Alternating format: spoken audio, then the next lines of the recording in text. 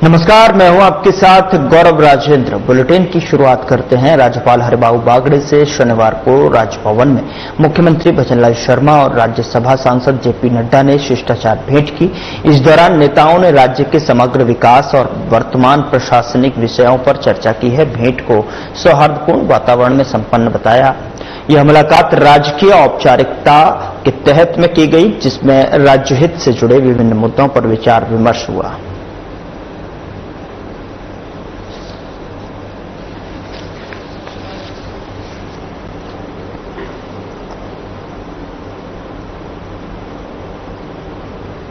Rajasthan international centre में लोक माता देवी अहिल्याबाई होलकर की 300वीं जयंती पर आयोजित महिला सशक्तिकरण को लेकर महासम्मेलन में केंद्रीय स्वास्थ्य मंत्री जेपी नड्डा और मुख्यमंत्री भजनलाल शर्मा ने हिस्सा लिया। जेपी नड्डा ने बताया कि PM Ayushman Bharat health infrastructure mission के तहत में राजस्थान को 3000 करोड़ रुपए मिलेंगे। साथ ही देश भर में 63 करोड़ लोगों को 5 लाख रुपए तक का स्वास्थ्य बीमा दिया जा रहा है।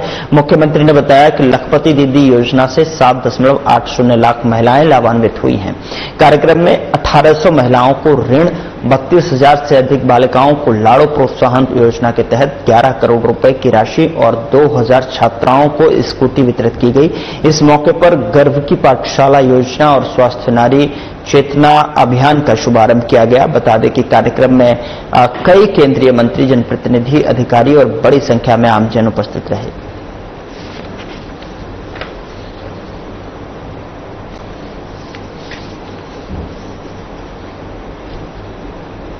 इंफ्रास्ट्रक्चर को लेकर जो है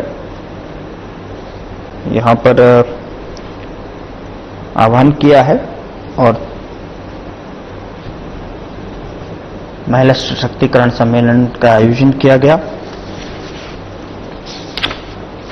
300वीं जयंती पर अहिल्याबाई होलकर की और यहां जयंती पर महिला सशक्तिकरण सम्मेलन का आयोजन। सम्मेलन में सीएम और जेपी नड्डा शामिल हुए। सम्मेलन में नारी सशक्तिकरण को लेकर शक्ति की सौगात मिली है।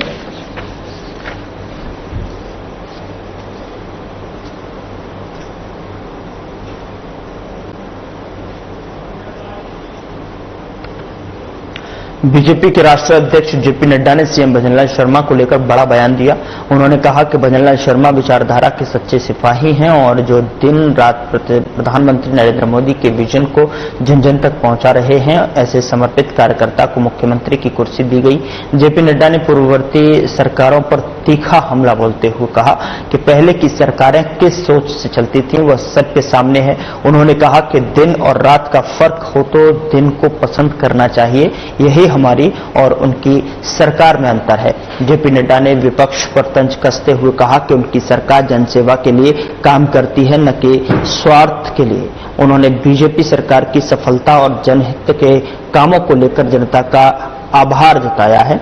आगे भी विकास कार्यों को जारी रखने का संकल्प व्यक्त किया गया है।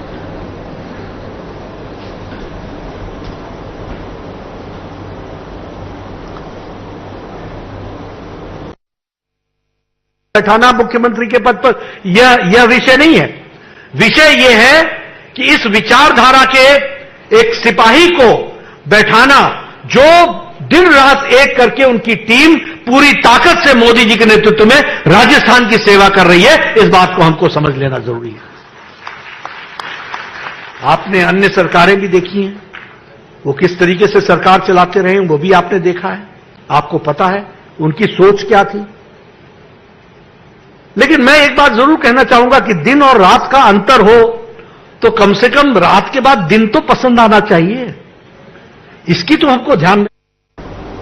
शासन सचिव कृषि एवं उद्यानिकी राजन विशाल ने एग्रो ट्रेड टावर कृषि उपज मंडी समिति Niwai incubation centre Sohail mini food park Sonwa एवं सीईओई देवाड़ावास का निरीक्षण किया और उन्होंने निवाई मंडी के हम्मालों और पलटेदारों को मिशन जीवन सुरक्षा के तहत बीमा कराने के निर्देश कृषि विपणन विभाग को दिए हैं। एग्रो ट्रेड टावर में प्रत्येक दुकान के पास पार्किंग चिन्हित करने हेतु अधिशासी अभियंता को निर्देशित किया गया है। व्यापारियों को, किसानों को इनाम के जरिए भुगतान और दुकान लेने के लिए प्रोत्साहित किया गया है। सोहेल सब यार्ड में नीलामी चबूतरे के कार्यों की गुणवत्ता पर असंतोष व्यक्त कर कार्य शीघ्र सुधारने और चार्जशीट जारी करने के आदेश दिए गए हैं। फूड पार्क सोंडवा में निर्माण कार्यों में पाई गई खामियों पर कड़ी कार्रवाई के निर्देश दिए हैं। सीओई देवाड़ावास में नर्सरी के नेट की मरम्मत, वाटर हार्वेस्टिंग सेंटर की सफाई, टूटी पाइपलाइन और सोलर लाइट सुधारने के निर्देश दिए गए।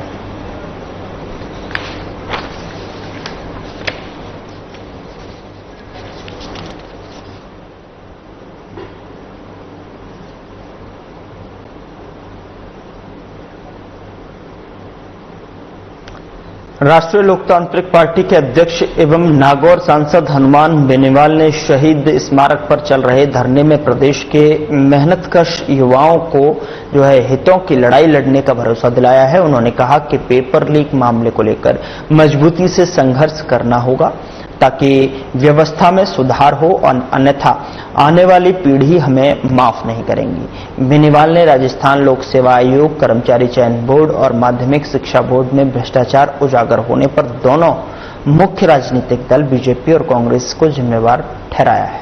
साथ ही आपको बता दें कि उन्होंने कहा कि यह कोई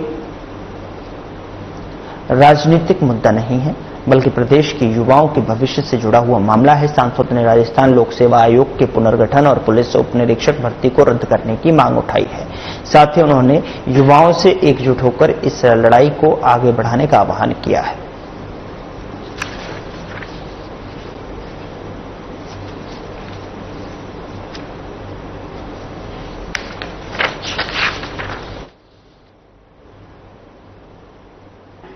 अखिल भारतीय विद्यार्थी परिषद यानी कि एबीवीपी की जेएनयू इकाई ने शनिवार को विश्वविद्यालय प्रशासन की उदासीनता के खिलाफ केंद्रीय कार्यालय में कुलपति, रजिस्ट्रार और वित्त अधिकारी के लापता पोस्टर चिपकाए। तो वहीं आपको बता दें कि परिषद ने अधिकारियों की अनुपस्थिति से शैक्षणिक और प्रशासनिक कार्यों के ठप होने और छात्रों के कामों में देरी पर गंभीर चिंता जताई है। इकाई सचिव सुनील सेन ने कहा कि अधिकारियों की गैरहाजिरी से कार्य बाधित है। प्रातः कार्य समिति सदस्य ललित दाधीच ने आरोप लगाया कि कुलपति ने गोपनीय फाइलें नियमों का उल्लंघन करते हुए उदयपुर स्थित निजी निवास ले जाकर रखी हैं और एबीवीपी ने अधिकारियों की नियमित उपस्थिति, पारदर्शिता और लंबित कार्यों के निपटारे की मांग की और चेतावनी दी कि मांगे न मानी गई तो चरणबद्ध आंदोलन किया जाएगा। जनक सिंह भाटी, गौतम भाटी और भरत पारीक सहित कई कार्यकर्ता मौजूद थे।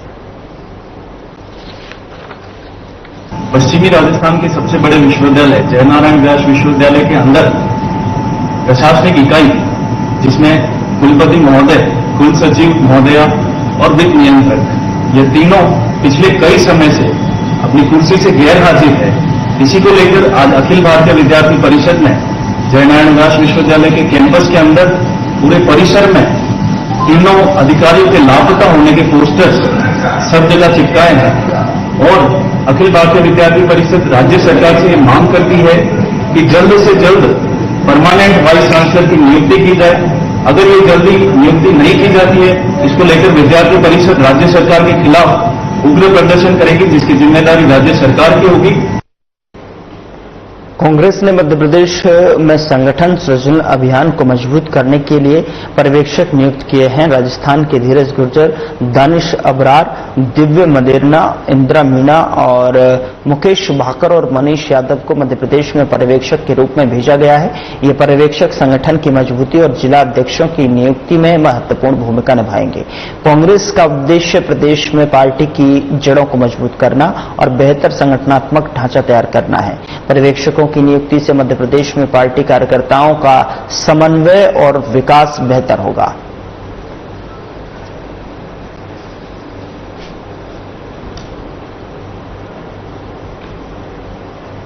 जोरावर सिंह गेट स्थित राष्ट्रीय आयुर्वेद संस्थान मानव विश्वविद्यालय जयपुर के अगध तंत्र विभाग द्वारा विश्व तंबाकू निषेध दिवस पर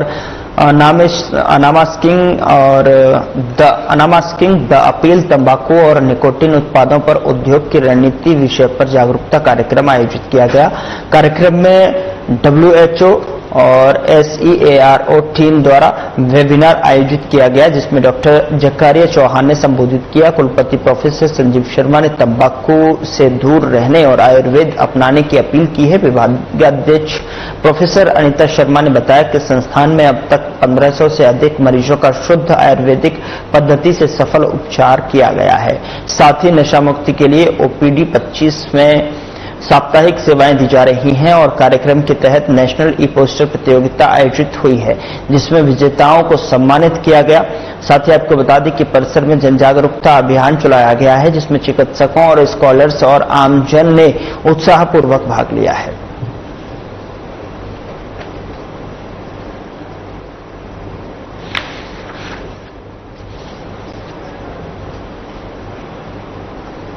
जिला कलेक्ट्रेट सभागार में सोमवार को जिला कलेक्टर डॉक्टर जितेंद्र कुमार सोनी की अध्यक्षता में जिला स्वास्थ्य समिति की बैठक आयोजित हुई है और आपको बता दें कि बैठक में टीबी मुक्त ग्राम पंचायत अभियान, निक्षय पोर्टल पर मरीजों के खाते खुलवाने, निक्षय मित्रों की संख्या बढ़ाने और लाड़ो प्रोत्साहन योजना की किस्तों का समय पर भुगतान सुनिश्चित करने के निर्देश दिए गए हैं। चिकित्सा संस्थानों में आने वाले मरीजों की आभा ID अनिवार्य रूप से बनाने के निर्देश दिए गए। विश्व तंबाकू निषेध दिवस पर शपथ कार्यक्रम का आयोजन कर तंबाकू सेवन से दूर रहने की शपथ दिलाई गई। कतारों से मुक्त और आभा अपनाओ अभियान के अंतर्गत अस्पतालों में QR कोड युक्त स्टडी और बैनर लगाने के लिए निर्देश दिए गए हैं। बैठक में ANC, PNC और MNDY और MNJY टीकाकरण, राजश्री, JSY और RBAS के सहित कई योजनाओं की प्रगति की समीक्षा की गई है। बैठक में जिला और ब्लॉक स्तरीय अधिकारी मौजूद रहे।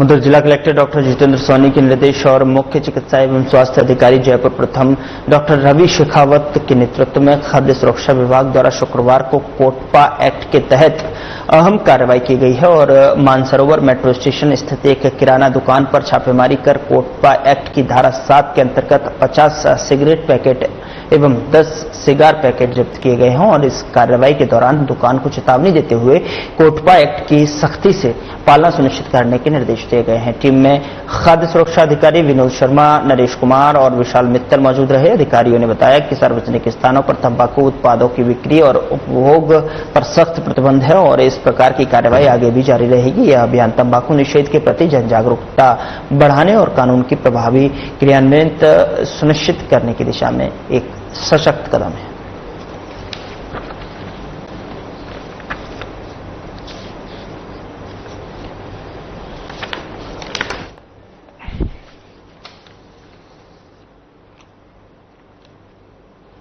उधर जिला प्रशासन एवं नागरिक सुरक्षा विभाग द्वारा जिले में 2 स्थानों हनुमानगढ़ टाउन बस स्टैंड और टिब्बी के मसीतावाली हेड पर ऑपरेशन शील्ड मॉक ड्रिल का आयोजन किया गया। विस्फोटक सामग्री और एयर स्ट्राइक की सूचना पर फायर ब्रिगेड, पुलिस, चिकित्सा, होमगार्ड, सिविल डिफेंस और SDRF की टीमें तुरंत घटनास्थल पर पहुंची और 20 घायल व्यक्तियों को प्राथमिक उपचार के बाद जिला अस्पताल पहुंचाया गया।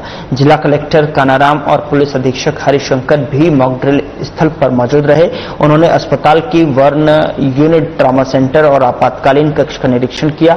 दूसरी मॉक ड्रिल टिब्बी में धमाके और डूबने की सूचना पर हुई, जिसमें रेस्क्यू टीम ने सफल बचाव कार्य किया और इस दौरान SDM Satyanarayan Suthar, additional SP Neelam Chaudhary सहित अन्य अधिकारी मौजूद थे। जिला कलेक्टर ने कहा कि यह अभ्यास आपदा प्रबंधन में विभागों की तत्परता और समन्वय का परीक्षण था।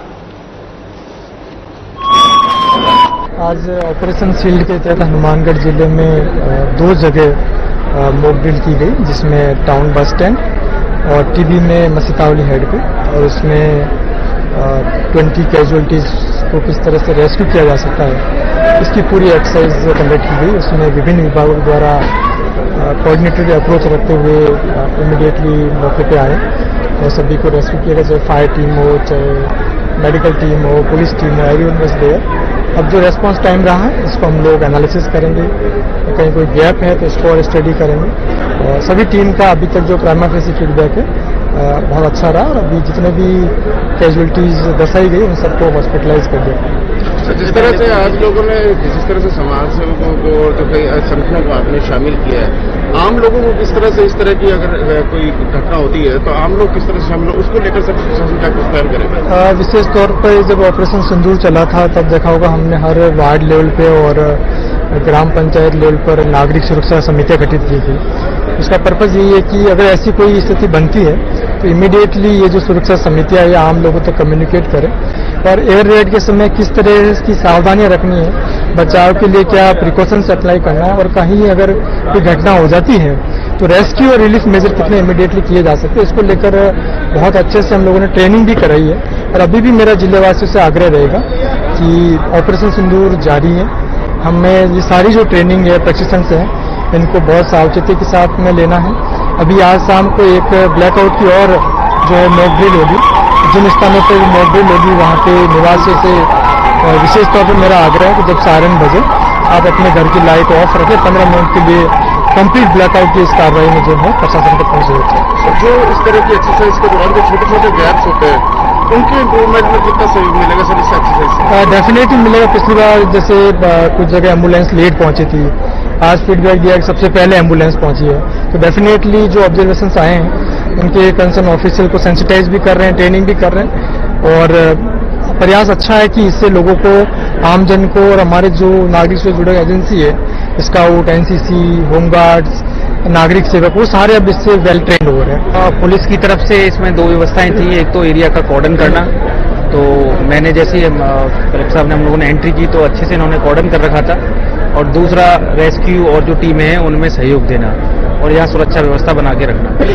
ये हमारे जो अधिकारियों का रेस्पॉन्स टाइम है वो अभी हमारे जो डीएसपी इंचार्ज है उन्होंने नोट कर रखा है, एक बार एनालिसिस करेंगे और जो भी गैप होंगे इसको पूर्ति करने का प्रयास करेंगे। सर, रूटीन प्रोसेस से पुलिस को और ज्यादा बेहतर रिस्पॉन्स टाइम रिकवर करने में किस तरह का मदद मिलेगी? बिल्कुल, इस तरह की एक्सरसाइज से जल्दी ही रिस्पॉन्स टाइम सुधारेगा। हमारे जो टीमें हैं, मैं देख रहा हूँ यहाँ पर हमारे सारे अधिकारी जो कंसर्न लोकल अधिकारी है, SHO, वो टाइमली पहुँच गए और कभी कभार इस तरह के क्राइम सीन भी बड़े हद से हो जाते हैं, तो उस टाइम भी रेस्पॉन्स टीम में ये जो एक्सरसाइज है वो हेल्प करेगी। जयपुर डिस्कॉम की प्रबंध निदेशक और चेयरमैन आरती डोगरा ने सभी विद्युत उपभोक्ताओं को बेहतर सेवाएं देने के लिए फील्ड अभियंताओं को सख्त निर्देश दिए हैं। उन्होंने नए कनेक्शन जारी करने और डिफेक्टिव मीटर और ट्रांसफार्मर शीघ्र बदलने और निर्बाध विद्युत आपूर्ति सुनिश्चित करने पर जोर दिया गया है। विद्युत भवन में आयोजित वरिष्ठ अधिकारियों की बैठक में उन्होंने लंबित कनेक्शनों को जल्द निपटाने और जून माह में ईवी चार्जिंग कनेक्शन जारी करने के निर्देश दिए हैं। 33 केवी और 11 केवी फीडर्स की ट्रिपिंग समस्या को लेकर जो है तकनीकी सुधार पर निर्बाध बिजली देने और 50,000 रुपए से अधिक बकाया वसूली प्राथमिकता देने को कहा है। और साथ ही आपको बता दें कि RDSS योजना के तहत चल रहे कार्यों की समीक्षा कर कार्यों को शीघ्र पूरा करने और योजना के तहत नए सब स्टेशन और फीडर्स का निर्माण तेज करने के निर्देश दिए गए हैं। बैठक में सभी मुख्य अभियंता और वरिष्ठ अधिकारी मौजूद थे।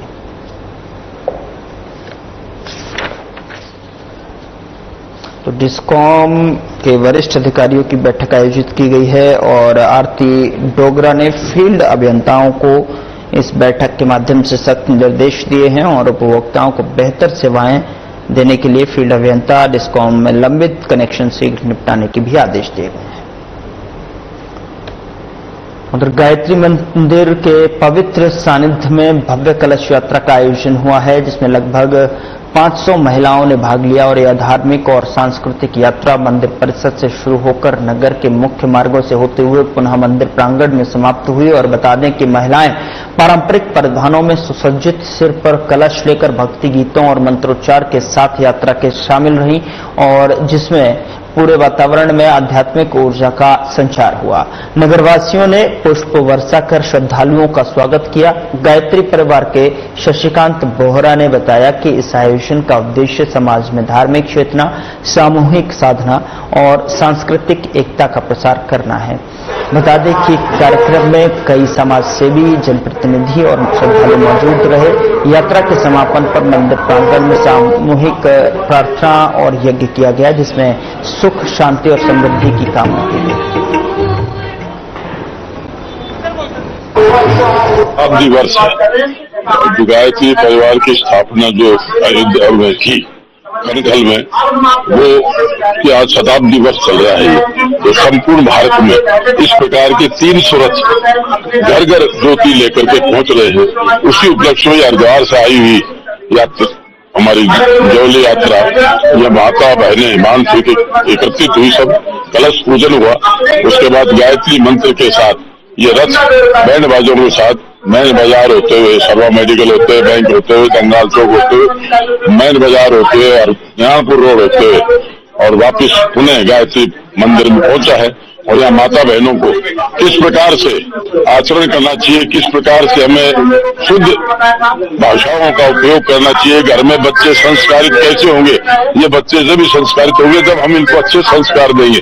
आज पानी, ये सब चीजें गायब होती जा रही है। जैसे जैसे हमारी धार्मिक प्रवृत्ति कम होती गई और उसके ये हमें परिणाम भोगने पड़ रहे हैं। अतः गायत्री परिवार संपूर्ण भारत में यही एक अलग जगारा है कि हम सुधरेंगे, देश सुधरेगा, हम सुधरेंगे, हर व्यक्ति सुधरेगा, नशे से दूर रहें और अच्छी आदतें, संस्कारित बच्चे हों, ऐसी भावना के साथ आज ये यहाँ यात्रा संपन्न हुई। 500 महिलाएं थी जिन्होंने इसमें कलश यात्रा में भाग लिया है। इन सब ने कलश की व्यवस्था की है, नारियल की व्यवस्था की, और आज इनका ये जो हरिद्वार से हमारे आए हुए हैं शांति कूच से, उन्होंने भी ये प्रवचन दे रहे हैं। उसके बाद ये प्रसाद वितरण होगा और सब अपने जोधपुर ग्रामीण पुलिस के बिलाड़ा थाना पुलिस ने ऑपरेशन भौकाल के तहत कार्रवाई करते हुए 46 किलो डोडा पोस्त बरामद किया है और कार्रवाई के दौरान डोडा पोस्त परिवहन करने वाली कार को बरामद किया गया है। साथ ही आपको बता दें कि बिलाड़ा थाना अधिकारी ने बताया कि मुखबिर की जो सूचना मिली थी उसके अनुसार जो है पुलिस ने जब नाकाबंदी की तो एक कार शिफ्ट नाकाबंदी के पास में आकर वापस मुड़ी और पुलिस ने जब पीछा किया तो कार चालक कार छोड़कर जो है वहां से फरार हुआ और जब कार की तलाशी ली गई तो उसमें 46 किलो डोडा पोस्त बरामद हुआ है। पुलिस में जो है डोडा पोस्त बरामद करते हुए कार को जब्त किया है और फिलहाल मौके से फरार आरोपी की तलाश की जा रही है।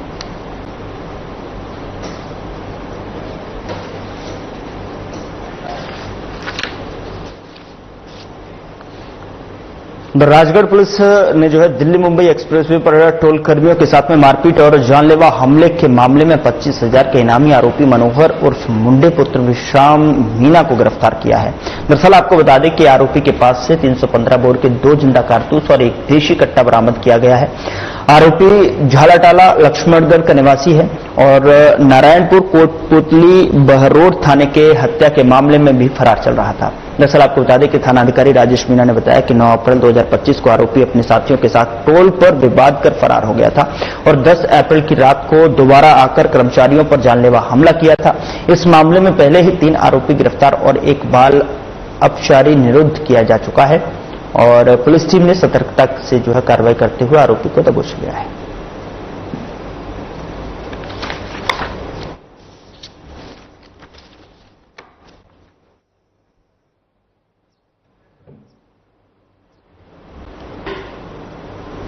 ऑपरेशन सिंदूर की सफलता के सम्मान में शुक्रवार को सरदार शहर में ताल मैदान के गड़गौर घाट से गांधी चौक तक भव्य तिरंगा यात्रा निकाली गई।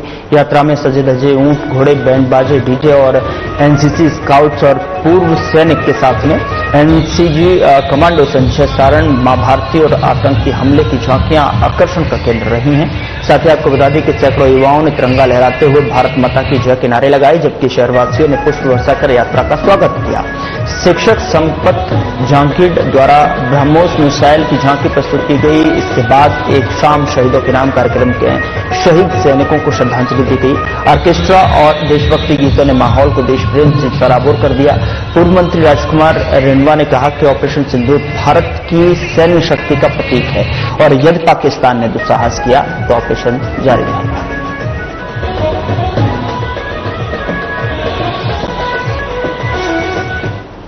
फिलहाल बुलेटिन में इतना ही। नमस्कार।